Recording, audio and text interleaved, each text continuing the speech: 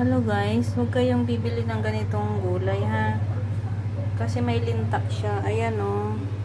Yung gulay na yan. Pero ewan ko bakit itong in-order ni amo. Yan. Tapos, dalawa yan eh. Nawala na isa, siguro lumusot dito sa ano. Yan siya o. Yan siya o. Linta siya. Linta siya oh. Linta siya ng halaman ay ng gulay. Ayan siya oh. Magalaw siya. Ayan.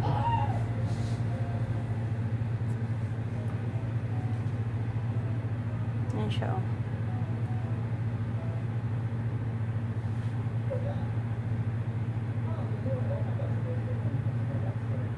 Ayan siya oh. Dalawa yan eh. Siguro lumusot na dyan sa ano. Lumusot na dito sa ano. Yung pagbuhos ko ng tubig. Nakita ko dalawa yan. Yan o. Yoks. Mag-iingat po tayo ha. Itong gulay na to, lalagyan ko to ng maraming asin. Para mawala. Ewan ko ba kung si amo. Ba't ito ang binili? Hindi naman ako bumibili nito. Diyos ko. Ayan o. Dalawa in order niya o. Yan. Tsaka ito o. Ay. Ano? God. Kadiri. Diyos ko. Hindi ako bumibili ng gulay na to. Kasi alam ko may ganyan yan. Eh, kahit ngayong kangkong. Hindi ako bumibili niyan. Kaso nga lang. Ewan ko ba. Ba't yan ang in-order ni amo? Diyos ko. Pang soup yan eh. Patawarin tayo. Patawarin tayo. Bakit yan ang binili mo? Sana hindi tayo magkaroon ng bakterya sa tiyan. Ay. Diyos ko. Oops. Diri. Diri siya. Naghanap siya ng ano. Dalawa yan eh. Hinahanap ko yung isa, siguro umano na. Yaks. Magapang pa siya oh. Ay nako. Nawalan tuloy ako ng gas. Oh my God, my God. It's a lich. Parang si Besh. Parang si Besh. Ayan siya oh, mataba na siya. Huwag kayong bibili ng gulay na to ha. Kasi ano, ayan oh, ang gulay na yan, huwag kayong bibili yan. Ewan ko ba, kasi amo kasi ito ang binili. Ay, Maria Joseph.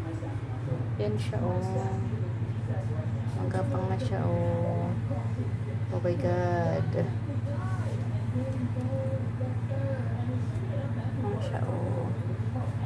Ano, imagine that. Yo,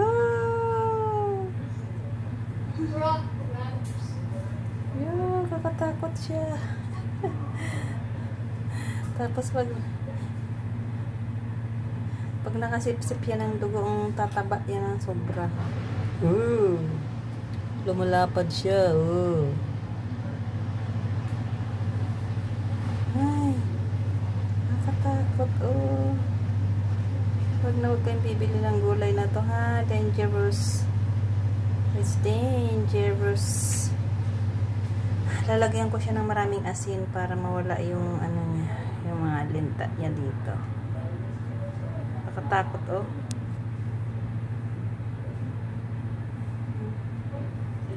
Maliit lang, mga ano siya, mga 1 inch. Mga 1 inch din siya kahaba oh. Imagine, kadiri. Oh my God. Oh my God. Krrrr. Pa-flash ko na siya dyan sa ano. Kasi baka magkaroon pa ng ano. Yucks. Lalagyan natin ng pala ng asin. Tignan natin ang reaction niya pag nalagyan siya ng asin. Lagyan natin ng asin para maramdaman niya. Yan, asin. Yan. Nalagyan ko siya ng asin. Teng, teng, teng. Ayan siya. Oh. Mahimatay na siya. Mahimatay na siya. Maraming salt. Salt, salt, salt. Ayan. Tumigas na siya.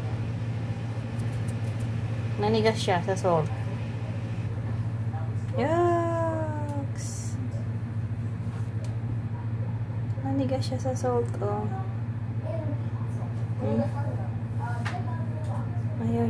Ayaw talaga ng mga ganyan sa salt.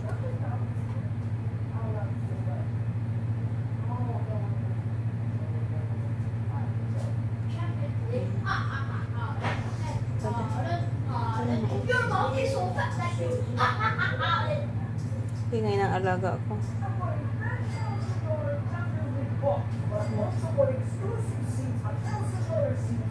Hello. Mikot na siya. Hindi na siya nakagalaw, oh. Na-frozen na siya sa asin. Hello. Ay. Ayun na, mamamatay na yan. Nadidiri ako. Ano ba yan? Kadiri naman to. Parang ayaw ko na tuloy kumain ng gulay na to. Diyos mio. Baka mamaya pumasok na sa kaloob-looban ito. Ito, tsaka yung ito kasing gulay na to, may ano to eh, oh. May butas siya, pwede siyang pumasok dyan sa loob.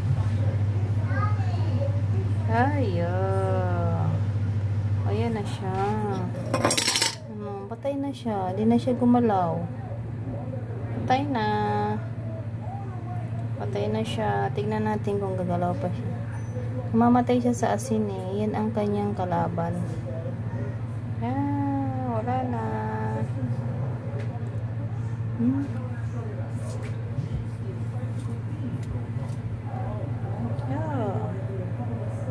Namatay na siya sa asin, oh. Hindi na siya gumalaw, oh.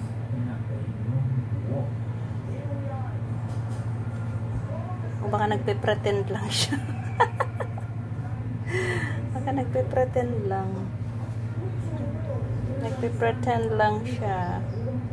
Ngek, ngek, ngek.